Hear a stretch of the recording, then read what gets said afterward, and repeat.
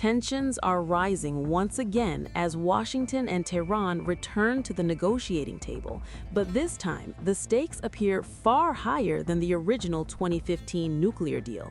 The United States, working closely with Israel, is pushing for a sweeping agreement that would not only restrict Iran's nuclear ambitions, but reshape its military posture and regional influence. The question now is whether these demands represent a path to stability or an ultimatum Tehran will never accept. And as a result of the good offices by our friendly countries in the region, which we are very grateful, a new window of opportunity has opened, under which we had the second round of the negotiations with the United States earlier today here in Geneva. At the center of the dispute lies uranium enrichment. The United States wants Iran to drastically reduce or even eliminate its enrichment capability altogether. That could include exporting enriched uranium stockpiles, dismantling infrastructure, and accepting stricter international monitoring.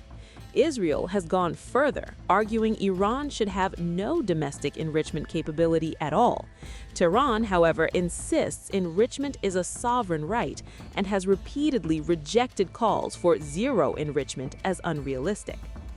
A second major demand concerns Iran's ballistic missiles.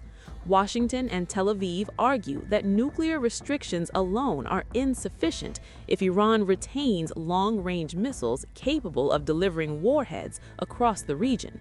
Proposals reportedly include limits on range, production, and development. Iran views these missiles as essential for deterrence and says its missile program is strictly defensive and therefore non-negotiable.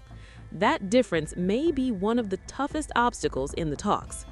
The third pillar of the U.S.-Israel position targets Iran's regional alliances.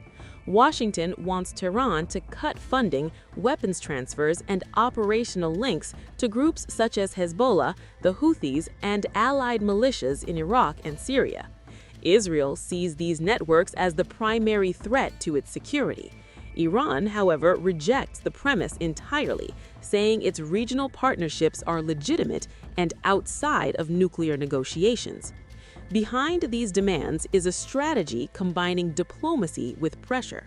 The United States has built up military forces across the Middle East, while President Trump has repeatedly warned that failure to reach a deal could bring consequences. Officials argue that preventing Iran from acquiring nuclear weapons is essential not only for American security, but to stop a wider nuclear arms race across the region. For now, negotiations mediated by Oman continue, with both sides describing some progress on guiding principles. Iran has hinted at compromises such as temporary enrichment pauses or greater inspections in exchange for sanctions relief. But the gap between positions remains wide.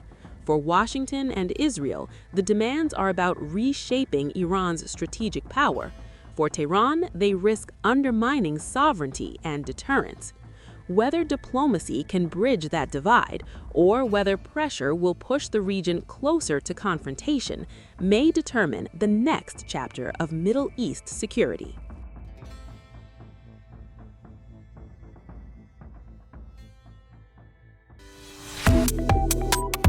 Subscribe to One India and never miss an update.